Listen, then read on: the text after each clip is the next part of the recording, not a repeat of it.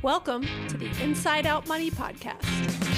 Can't even recognize this place. Too many pieces of our past mistakes. Hi, I'm Maggie, and I believe real change starts from the inside out. So let's work together to improve our money and our lives from the inside out. We will explore all things money and our relationship with it. Join me each week with a rotating set of co-hosts, friends, and interviews. Let's jump in. This time, we going round and round and round and round and round. Hey, Andrew. Hey, Maggie. This is a special episode. Do you know why? It's 8:30 in the morning. No, well, that, I guess, is special for me being awake now. But no, it's the first one we've recorded. I think it's the first one we've recorded since you've officially been fun employed. Yes. It's one of my favorite terms. Oh, I like that one. I might have to use that. Yes. But you're not really fun employed because you're already into your next endeavor. I am. Which we'll talk about at the end. We're going to tease people, right? Yeah. We're going to stay focused on today's topic. And if you want to hear what Andrew has been up to literally in his first 72 hours of whatever you want to call it. I like to call it early retirement, even though that's not what it is. I'm calling it the next chapter. The next chapter, I like it. So if you want to hear what Andrew's been up to in the next chapter, that I really think you were fast. You were... Yeah, it's almost like the episode we recorded a couple weeks ago is already out of date, right? Yeah, it is. Yes, exactly. So, but on a related note to retirement, we are going to talk about withdrawal strategies. This is a topic I get so many questions on. People often want to know what my strategy is and how to do it. And we'll talk about it today because there's not one strategy. There's a ton of different ways you can approach the drawdown or withdrawal, whatever you want to call it, in not just early retirement, but overall retirement. And we're going to talk through all of that today. But first, hello and welcome to the Inside Out Money Podcast. This is a personal finance podcast focused on redefining wealth from the inside out. Each week I speak with a rotating set of co-hosts about a different financial topic, focused on helping you improve your financial mindset and tactics. Today we're going very tactics heavy. And we've got co-host Andrew. We're going to talk about withdrawal strategies in early retirement or just regular retirement, because ultimately it's the same principles and the same levers adjusted to your specific situation and goals. And Andrew, what do topics like this always need a little bit of? We definitely need a quick disclaimer. Yes. All right, so before we dive in, we're just two people on the internet having a conversation, having fun. The information shared here is for entertainment and discussion only and should not be taken as financial advice. Your money, your choices. Your financial situation is unique and you are solely responsible for your financial decisions. Always do your own research and consult with a qualified professional before making any hard decisions. Okay, let's jump in. This is a good topic. This is kind of right up my sweet spot. This is the nuts and bolts. This is what I really like talking about. Yeah, this is what you wake up in the morning to talk Correct. about. Literally today. Okay, so we are going to guide you through what can be a potentially confusing world of different types of withdrawal strategies. We're going to focus on retiring early, but a lot of this applies to all ages, all retirement ages. We're going to break down some of the common rules, explore some different dynamic approaches, talk about what can happen when the market tanks, discuss some of the best strategies for pulling money from different accounts. So our goal is to keep this a topic that can be complex. We're going to try to keep it fairly simple and clear, but actionable. And we're going to have fun like we always do talking about money. We're going to have fun at the very least. Always. Since you mentioned the market, can I be the first one to take us off topic for 30 seconds? Yeah. The market has been bananas. Or bananas in a good way. Yes, and this is just a quick reminder about why you should not be trying to time the market. Yeah. That time in the market beats timing the market all day long. I feel good about my automatic dollar cost averaging buys that I have because it got some of those dips that we've been in. And yeah, no, I agree. I would have, if I was trying to time it, I would have waited for more of the bottom. Who knows when we're going to see the bottom. Right. Nobody knows what the bottom is. And I'm sure that it's going to be another roller coaster where something's going to happen in 6 weeks and it's going to take another dump and we're all going to be complaining again. But for now, avoid the headlines, keep dollar costing, and ride the wave. Yeah. Index and chill. Index and chill. I love it. Okay, let's start with what is a withdrawal strategy? Like, what does that term mean? Yeah, so you've got the accumulation phase of your life, and now you've got to switch to, all right, how am I going to actually spend this money that I've spent all this time trying to accumulate, and what are the actual strategies that I'm going to employ to draw down that money, and what buckets am I going to pull from first? What is my approach? How much, right? So how much from what buckets, things like that. I mean, the reason that this is such an important topic, and a lot of people, I'd argue a lot of people spend too much time worrying about this and thinking about it, but you do want to do it safely, thoughtfully, in a tax efficient way. And so there are a lot of things that you want to think through and consider. And like, you know, whether you want to go down the path of like over analyzing this and, you know, 20 different spreadsheets and Monte Carlo simulations and all this stuff, which we'll talk about, or whether you want to have a general idea, which is more the camp I fall in. We'll talk about that. Yeah, and I 100% agree with that. I think you want to have a plan. You want to understand what the different levers are and what the implications are of pulling on those levers. I think you mentioned taxes, which is very important to all of this, but we're talking about a 30, 40, 50-year time horizon. Yeah. I go back to my corporate life, and trying to do a 5-year plan was hard enough, right? Like, when was the last time your 5-year plan actually materialized?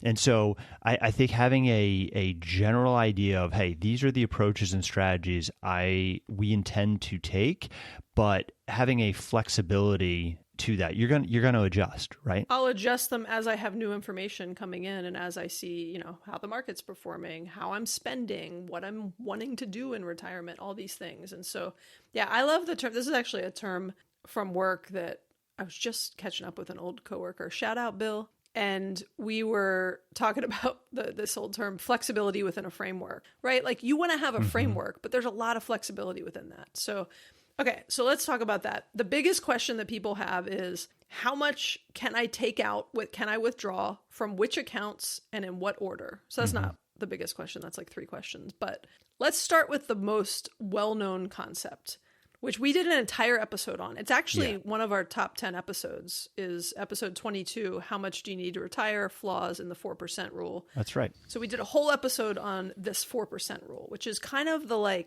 I don't know, I was going to say like the backbone of early retirement. It's the one that is most referenced. It's interesting how it became this thing, right, that everyone talks about. It helps that the math is easy on it, right? 25 times spend. So that's but yeah, definitely go listen to that episode for the deep dive on the 4% rule. Yeah, and that episode will explain what Andrew just said, which is the 25 times your annual expenses math, which is like the backwards way to get to the 4% rule. The basic idea is each year, if you get to 25% of your annual expenses, your estimated annual expenses, and that's the amount that you've saved in your portfolio of sorts, every year you can withdraw 4% of your starting when you retired portfolio balance, and you won't run out of money, in theory. Over a 30-year time horizon. That's a huge caveat. Correct. That's the caveat that is almost never referenced. Yes. Well, and the big ones that everyone just kind of throws out, the 4% rule, but that caveat is the original research by Benning.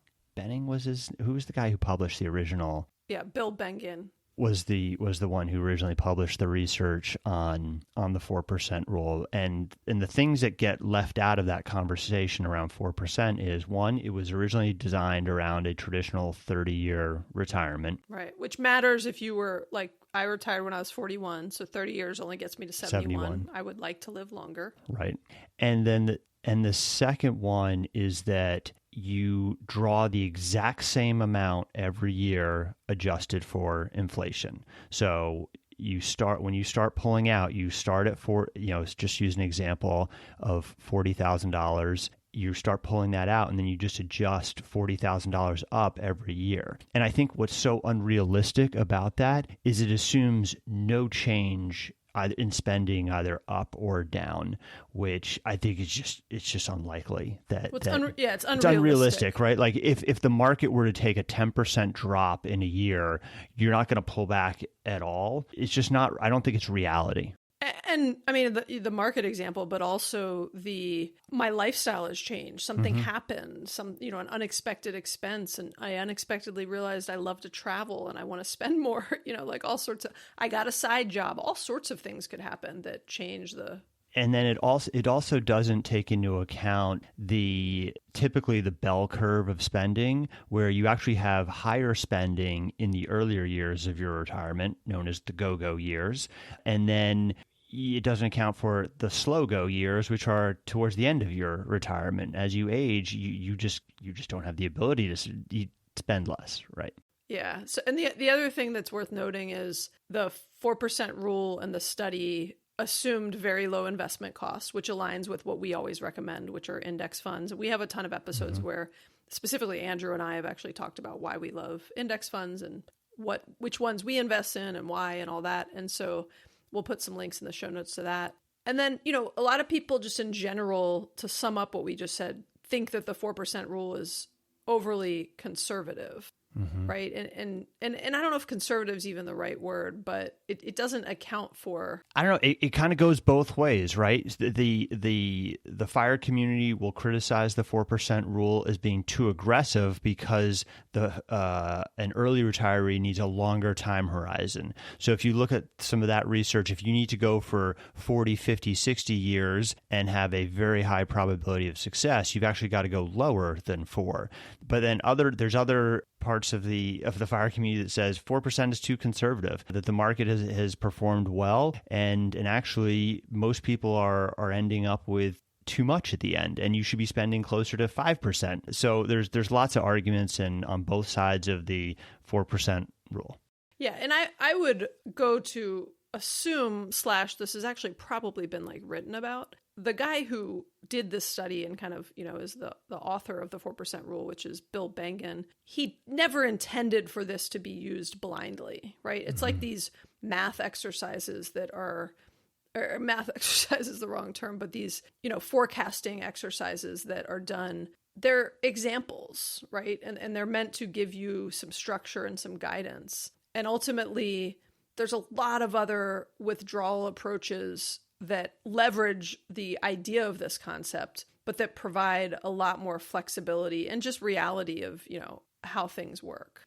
So one question that a lot of people have about FIRE and retiring early is, well, how am I going to access the funds that are in my retirement accounts when I can't touch them until 59 and a half? And there's a lot of great strategies that you can, quote, bridge that gap between when you retire in, say, your 30s, even 40s, and into your 50s to access those funds while you're under 59 and a half.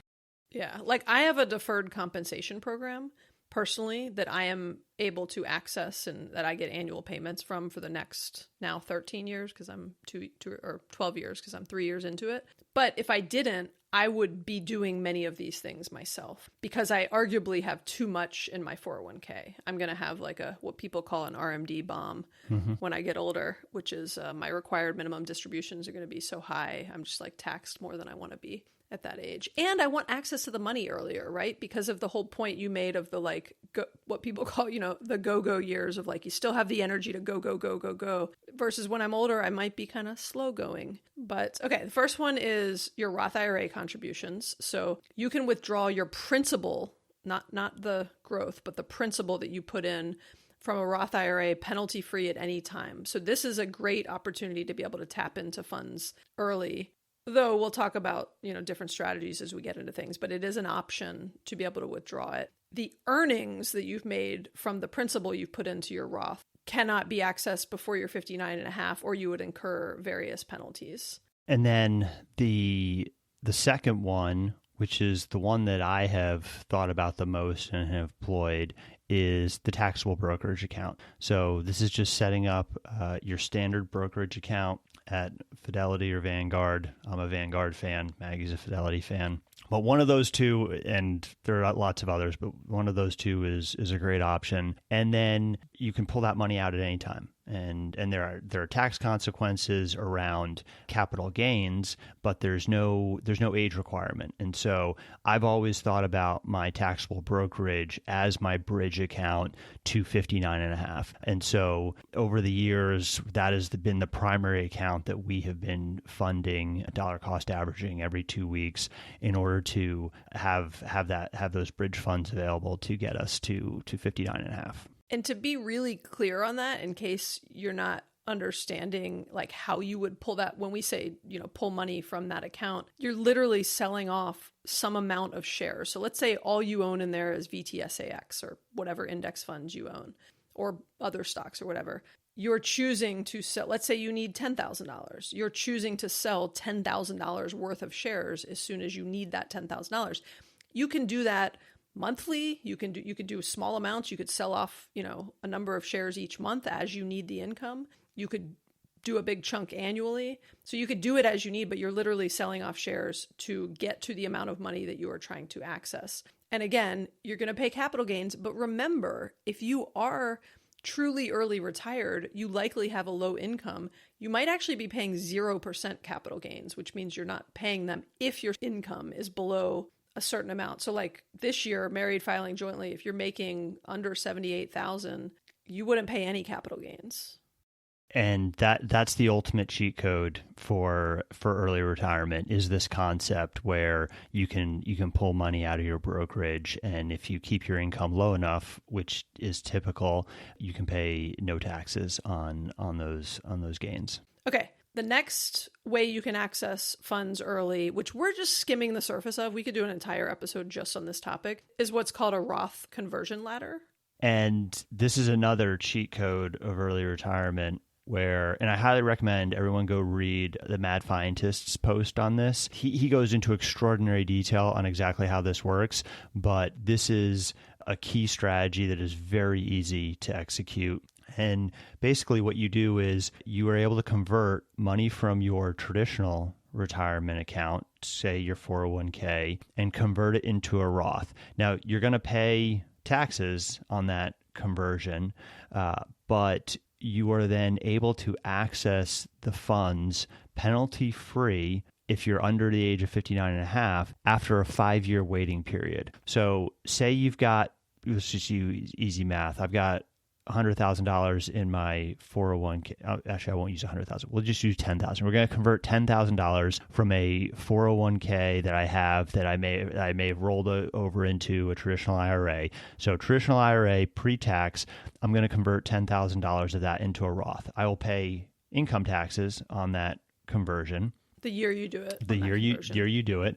If you're in a, so you'll pay a couple $1,000s in taxes depending on what your rate is. And then once that money is in that Roth, 5 years from the day you do the conversion, you can then be able to access that money, and penalty free. Penalty free. And so you can do that at any time in your 30s, 40s, 50s. And so that is a extremely easy way to be able to access those 401k dollars. It's easy, but this is one example of one that requires some very strategic thought and planning, because you need to think ahead to the amounts you need 5 years from now.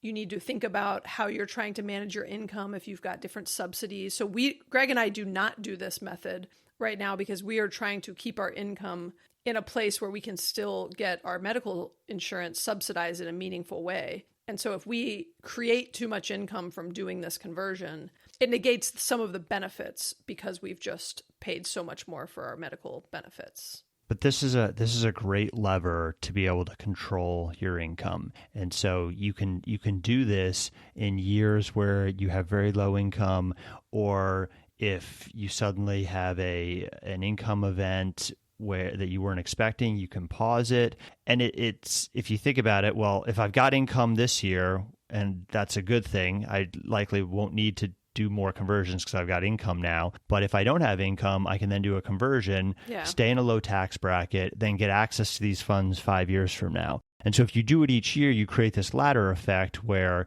you're going to have access to the funds. And the ladder is like every 5 years from now, you've got some money available, and then the next year you've got access from the ones that you did 5 years from that one, and So I think it can be very helpful in your 50s, where you start doing them in your early 50s to be able to get access to those funds in your late 50s to get you to that 59.5.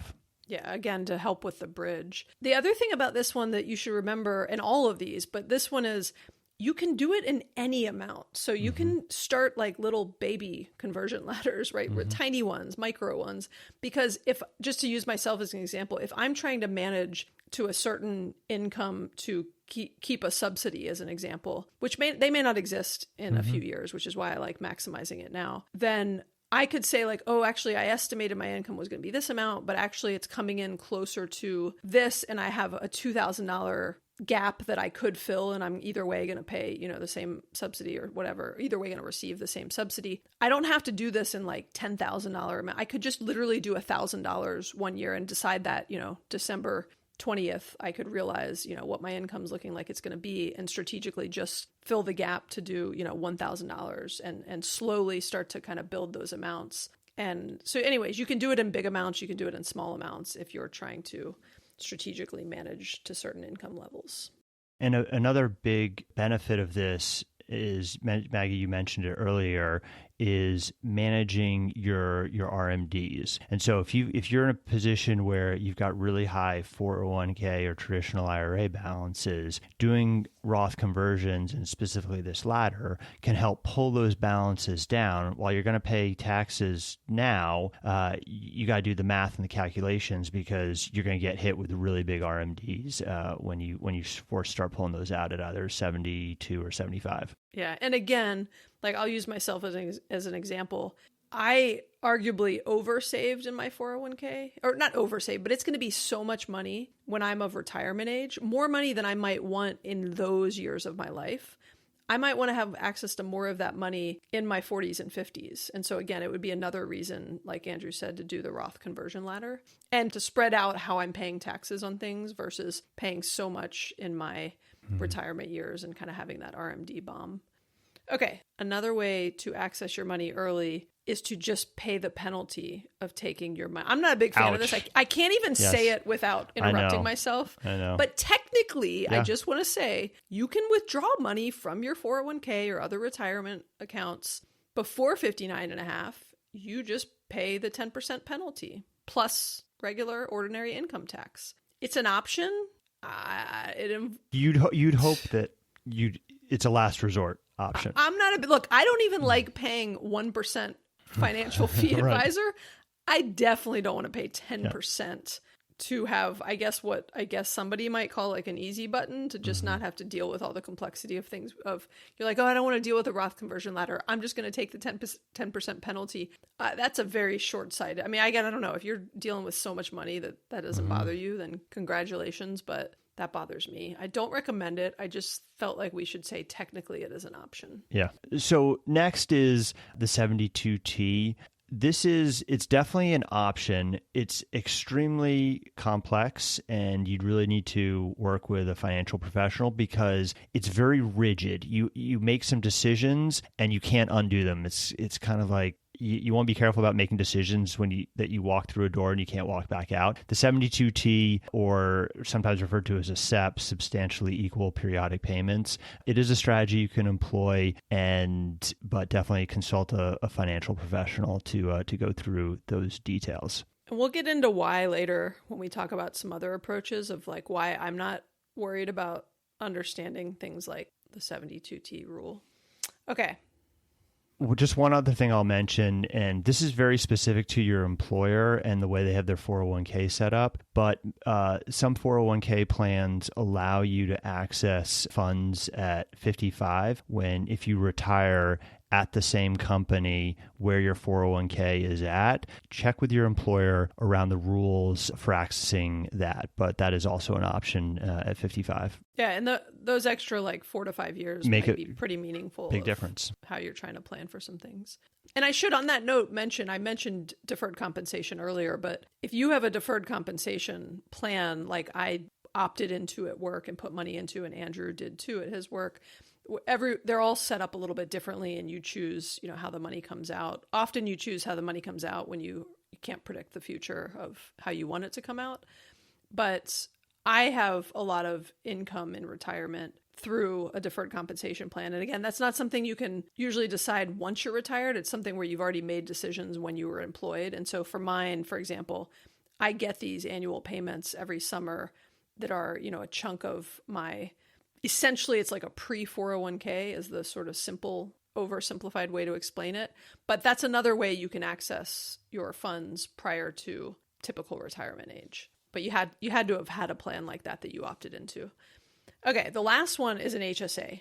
I love HSAs. Everybody here at Inside Out Money loves HSAs. We have an entire episode that Liz and I did, episode 23, on 4 reasons HSAs are awesome and how to maximize the benefits. So go listen to that if you don't understand the details of why health savings accounts are so awesome. But you can access this money also. So if you happen to have a lot of money in it and you've done the right approach of not using it in the short term for medical expenses, but saving it so that it can grow tax-free, and you saved your receipts and all that, it's quite easy and simple to access this money in your retired years. And again, go listen to an episode we did specifically on HSAs.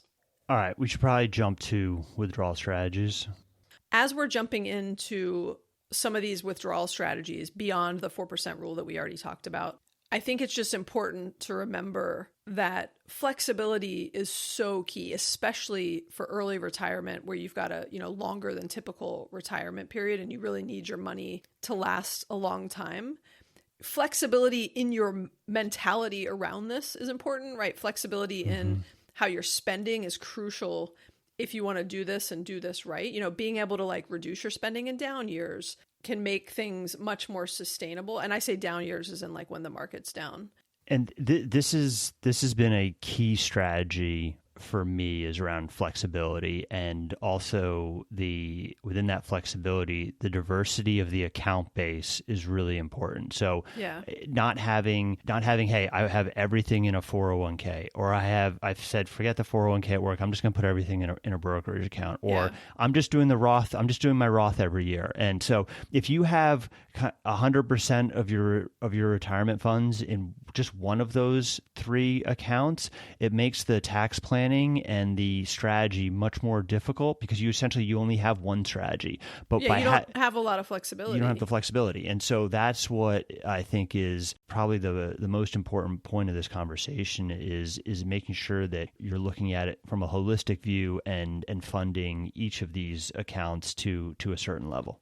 Yeah, I think that's a great point, Andrew, because, we're sort of talking about what you're doing once you're already retired and how important flexibility is even then, in flexibility of, thinking about adjusting your spending if the market's down, stuff like that, or if you, need to get a part-time income or something like that.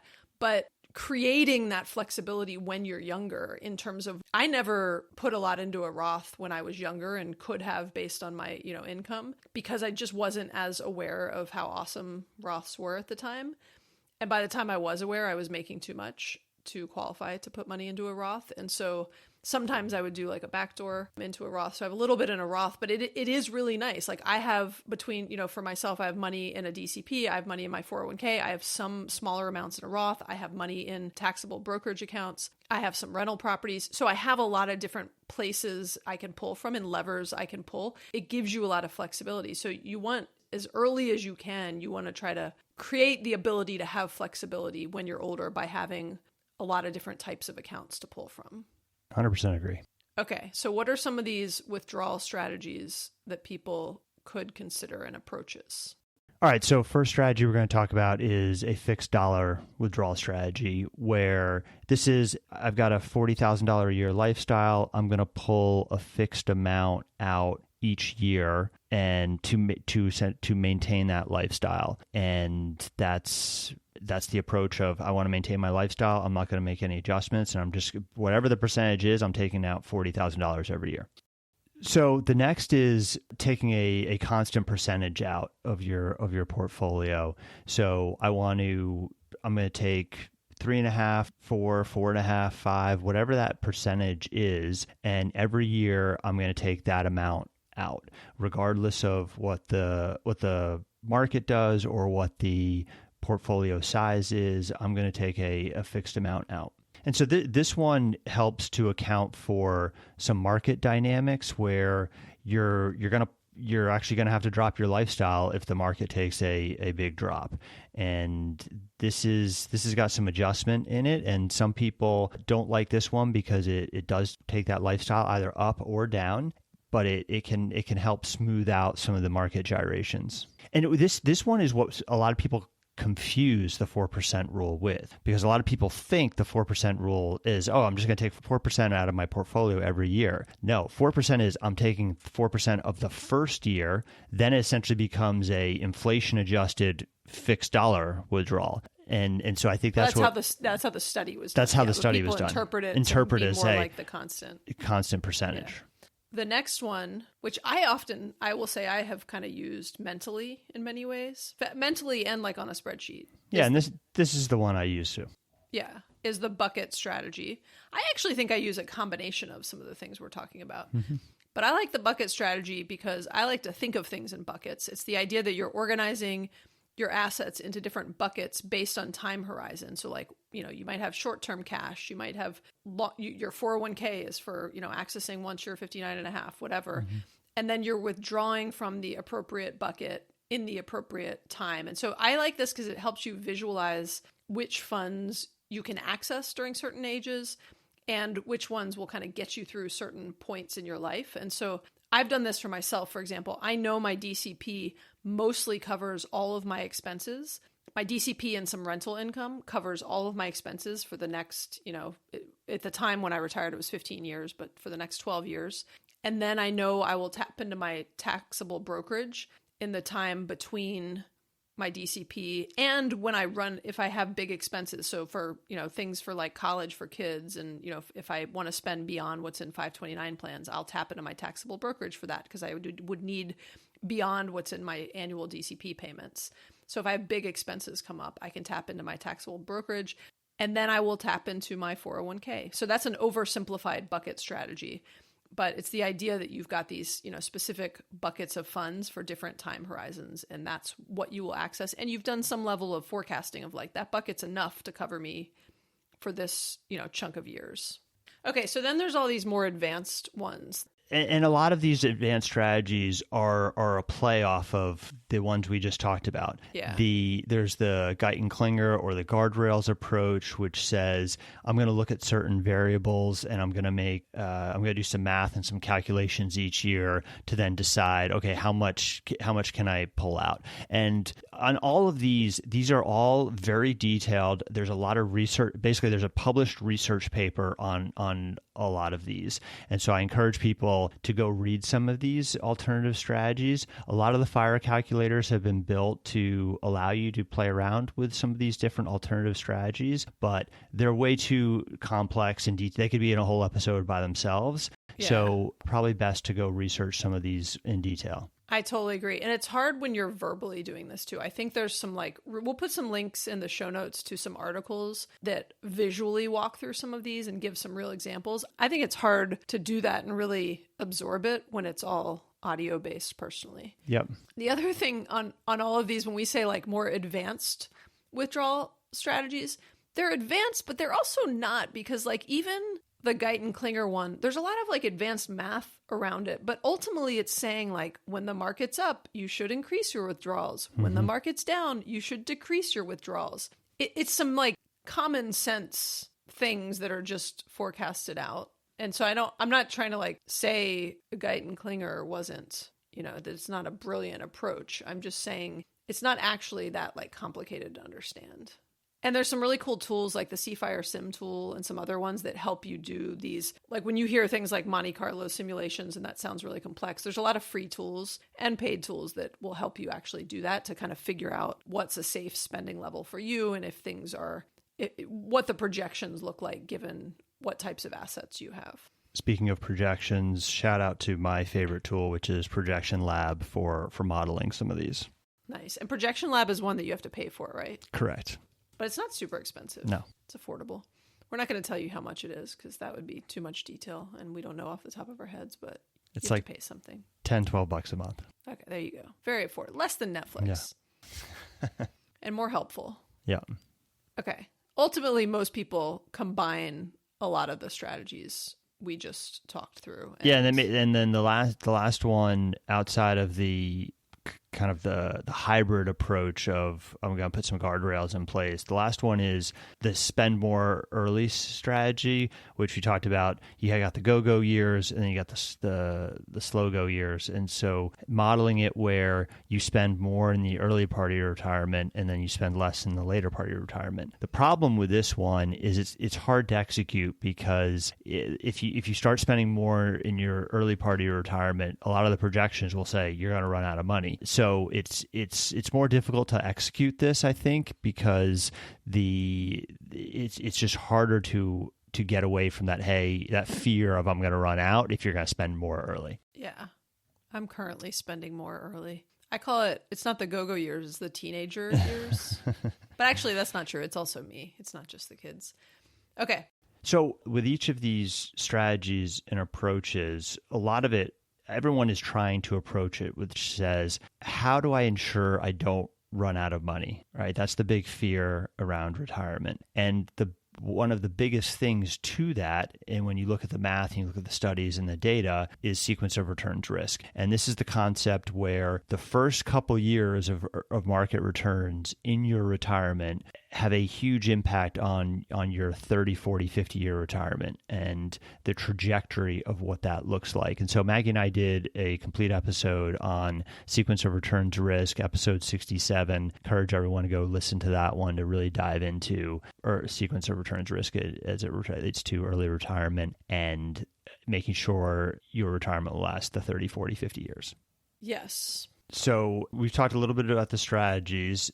Maybe let's talk about the order, which I think is one of the biggest questions I get asked, and I think you get asked it as well. Because, all right, I've got these different accounts. What is the preferred order in which I'm going to take the money out and actually start spending it? Right? Like if I need $5,000, for the next couple months or 1 month, whatever, do I take it out of my HSA? Do I take it out of my Roth principal? Do I sell off some stocks? Like, what do I do first? Mm-hmm.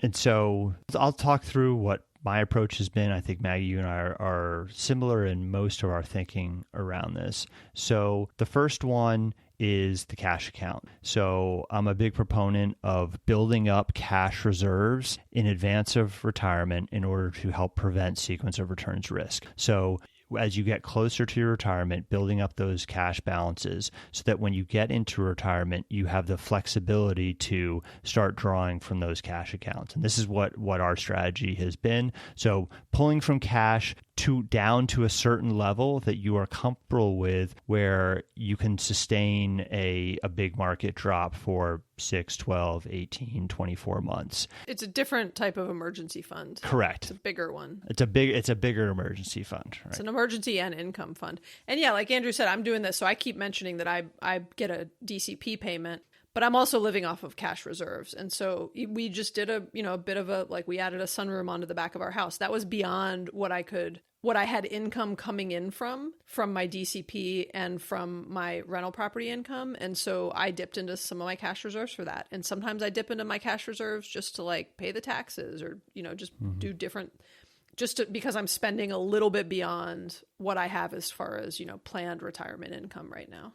So the next one is after you've depleted your cash reserves, the taxable brokerage is the next account that is typically most tax efficient to be accessed, so that your other retirement accounts are left to grow tax deferred for a longer period of time. So taxable brokerage, pulling from that until you deplete those funds would be next. And again, you're pulling in small amounts. So you're not saying, I need $50,000 to live this year, so I'm going to pull it all out on January 1st, because then it's now not in the market, right? You're often, that's a personal decision, but right, you might be pulling it out monthly. You do the opposite of dollar cost averaging.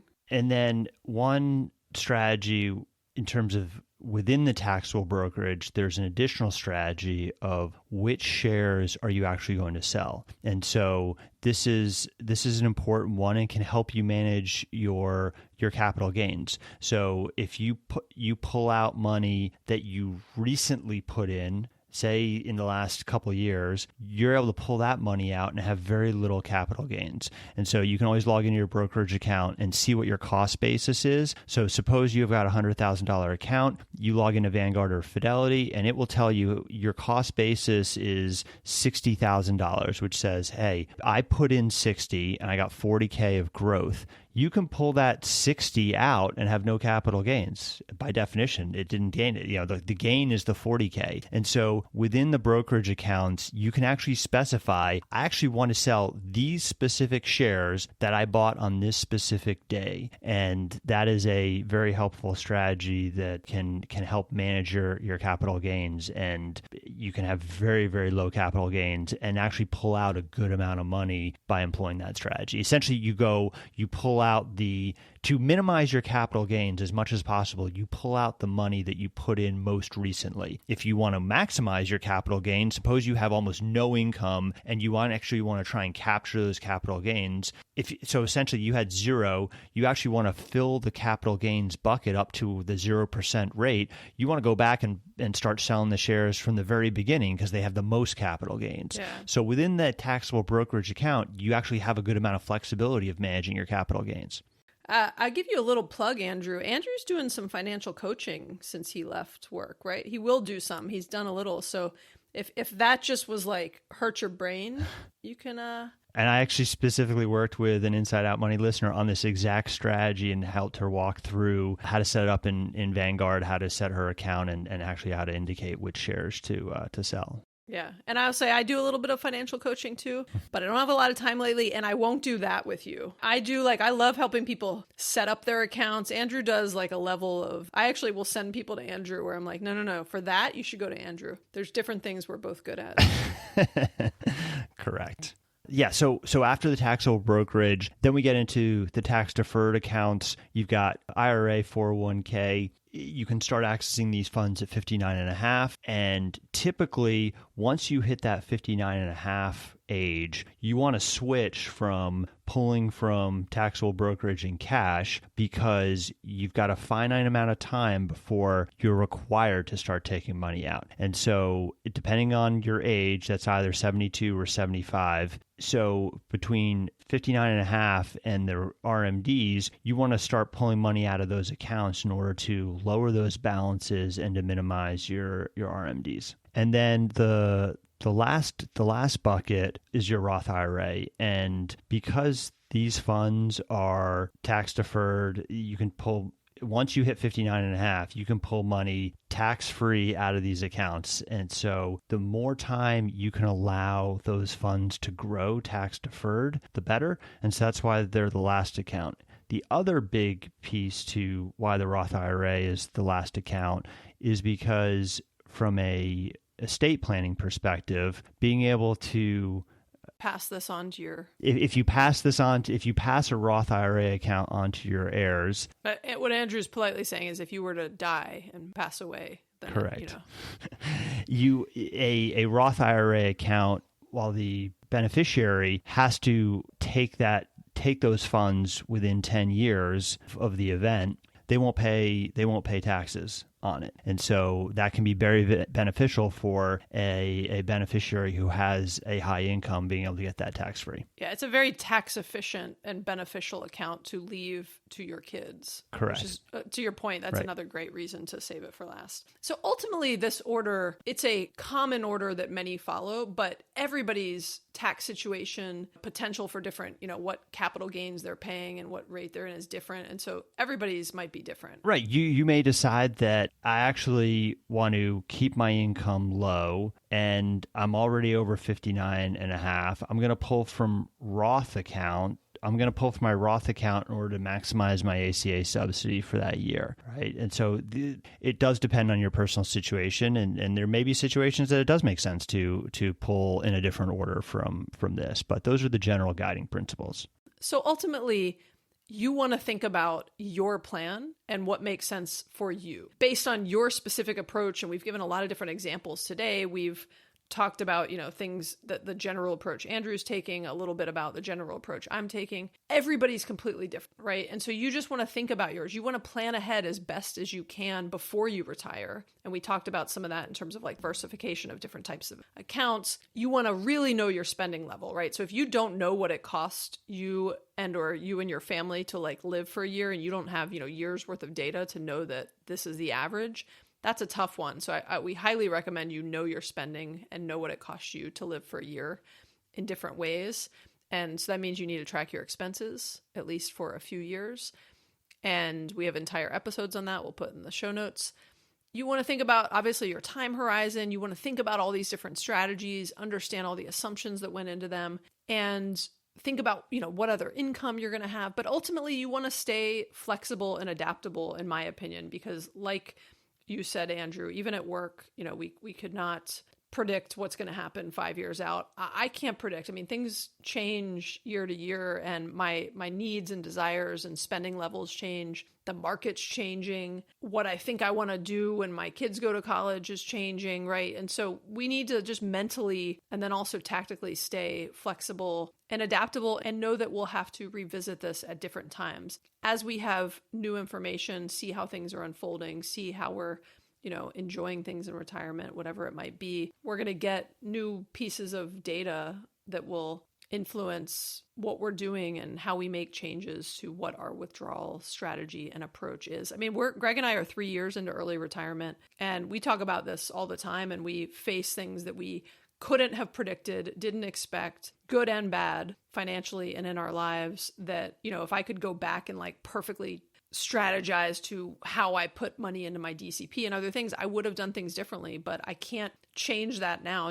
I never could have predicted certain things, right? And so I think the idea is you just want to stay flexible and adaptable. Yeah, I agree with all of that. And then one final thought is definitely go read Big Earn, Early Retirement Now's blog posts on these strategies and withdrawal approaches. I think he's up to 65 posts on his early retirement strategies, and I've read through I think almost all of them, and they're really helpful for presenting all sides. He goes into details on a lot of this, and it's really well done. Yeah, you mentioned the Mad Scientist also. He's got some great, he's not as active now, but he's got some great content that he's put out. And there's a ton of places. I think we've mentioned some of the better known and trusted ones, but there's a lot of places where you can get additional information and kind of nerd out and read more about this. And ultimately, there's not one withdrawal strategy, right? It is unique to everyone. It's not like you need to pick one and then follow it, right? Right. I think we've said it a million times, but you've really got to go in with a mentality of like, this is going to be flexible. I need to understand the different levers I could pull. And as I get new information, I will figure out which levers I'm going to pull in the moment. So... Oh, we didn't really get to what you're... Oh, you know what? No, we're going to have to tease that. Yeah. Let's do a... Maybe let's do a bonus episode. We'll do a bonus episode. That's a good idea. We've run out of time because Andrew and I both need to get somewhere today. Early retirement life is so busy. But we'll do, that's a good idea. We'll do a bonus episode and talk about like what Andrew has been up to, because I think it's pretty cool. It's cycling related, we should say. It's cycling and entrepreneurship related. We'll Correct. tease it with that. The two of them combo. Yeah. So thank you all for listening. We know your time is very limited and valuable. We always appreciate you spending some of it with us. If you've enjoyed this episode, you can always leave us a written review on Apple Podcasts or a rating on Spotify. We really appreciate it. We also encourage you to share this episode with a friend or family member to encourage ongoing discussions about money. You can also subscribe wherever you listen to podcasts. If you have thoughts or questions, we'd love to hear from you, and you can leave a voicemail or text us at 404-981-3370 or hit us up on Instagram. Awesome. Thanks, Andrew. Thanks, Maggie. Bye. Bye. We going round and round.